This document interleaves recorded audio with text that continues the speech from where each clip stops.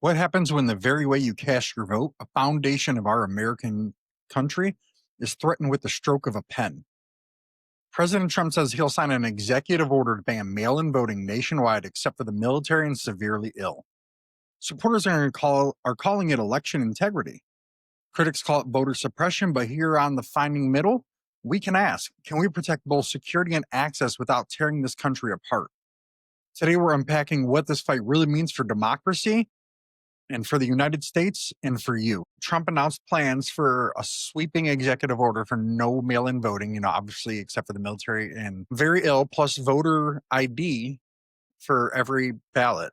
He justified it by saying, the US is the only country in the world allowing mail in ballots. Fact check that is technically false. 34 countries, including Canada, UK, Australia, Germany, allow it.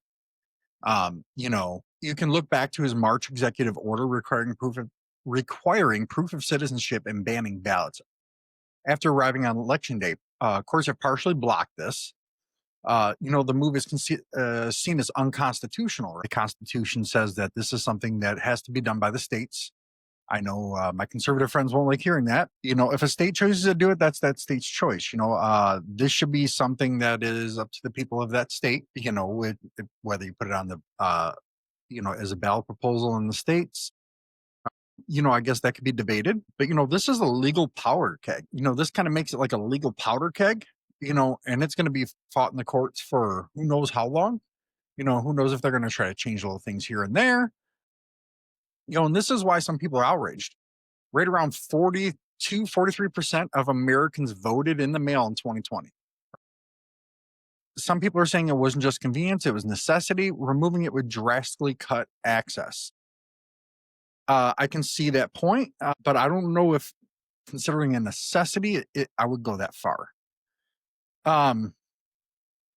Communities of color, especially, Black and Latino voters, right, have used mail-in voting to boost turnout in states like Georgia, Arizona, and even here in my home state of Michigan. Ballots cast in 2020 were considered potentially fraudulent. That comes from the Heritage Foundation. That's fewer than lightning strikes in a year. Critics argue that this is less about fraud prevention and it's more about chilling turnout where it hurts opponents the most. Right? We had an issue here in Michigan where I believe it was a Chinese national who was able to vote four times in one election.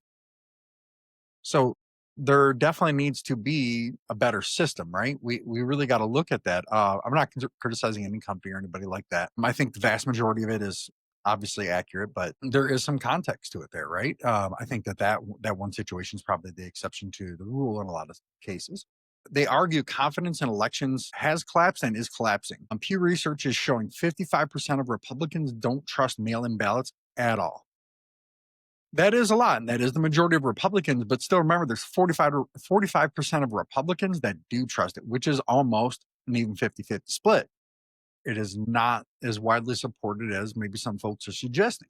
Germany and France and others, they use, elections use more strict ID checks and centralized systems. Supporters claim the United States should follow suit. There's a lot more restrictions on a lot of things in Europe, even speech. So, I don't know if following the European model is probably the best reference. I'm not knocking Europe. There's a lot of things I think Europe does very well. But, Americans have a unique view on freedom of speech and freedom of expression, things like that, whereas the Europeans are a lot more controlling. I know the president and his supporters, they're going for uniformity argument, right? So 50 states, 50 sets of rules. That the right says it's chaos. A federal baseline, they argue, would create more clarity. While that is true, you would really need to try to change the Constitution in order to really make this a permanent thing. These concerns are not entirely invalid. Trust in elections is in a crisis right now among both parties. And ignoring that only widens the divide. We got to find a way to get people to the table and find a middle ground, and both sides have to be willing to compromise. They have to be willing to compromise to get this stuff out to the people that need it, right? There's people that can't do certain things, right? So we have to make sure that those Those protections are concrete.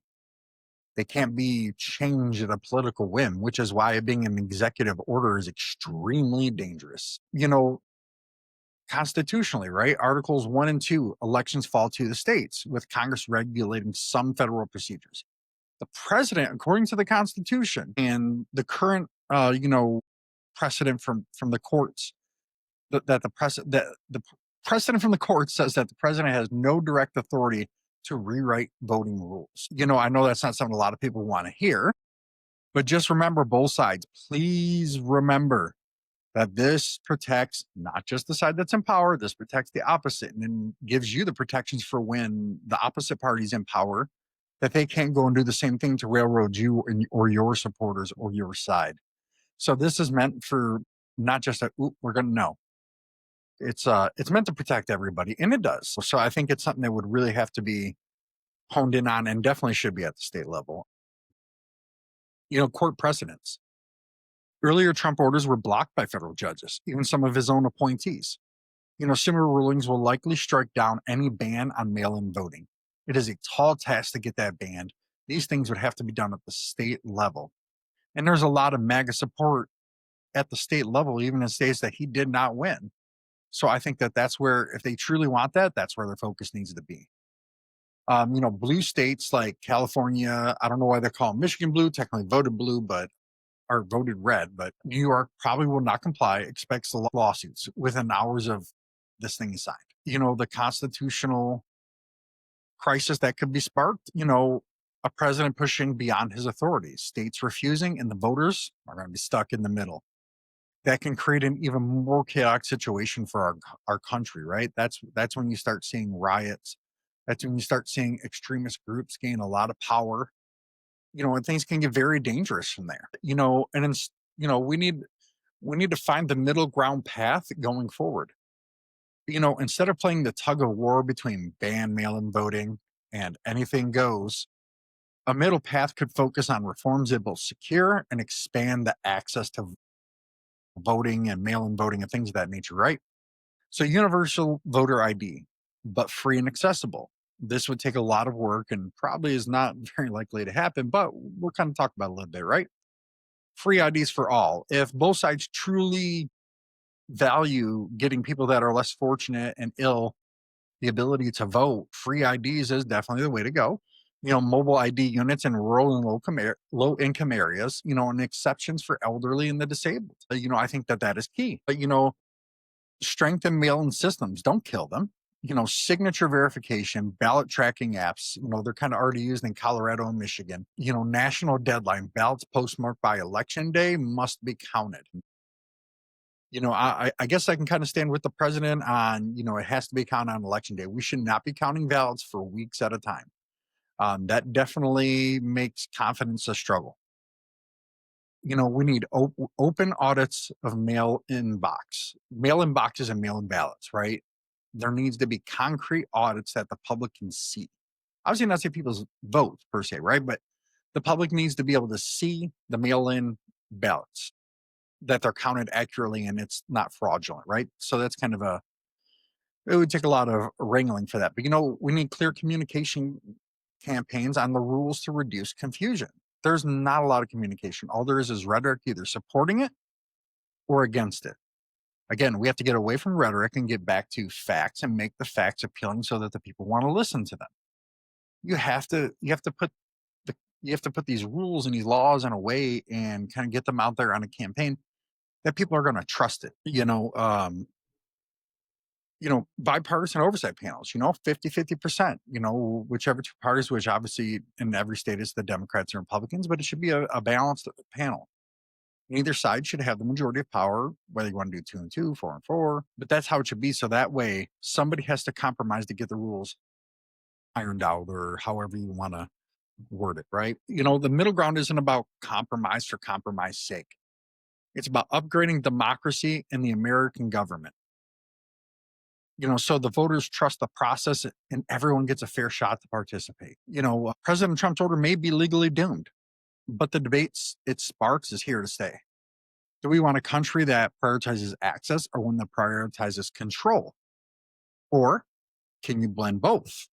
If I'm in the middle, we believe it doesn't have to be one or the other. Security and participation can coexist with strict guidelines on both. But only if we demand leaders who build, not just divide. Stop accepting division, stop accepting rhetoric, and only accept solutions, and solutions that can actually be accomplished, not solutions that are presented just so you can put it on a campaign talking point. Solutions that actually make it and are voted on. Solutions that can actually be passed. Putting things out just because fails everybody. You know, But remember, everybody, this is Joe from the Middle Ground Mic. No left, no right, forward. Go ahead and get your Middle Ground coffee at store.themiddlegroundmic.com.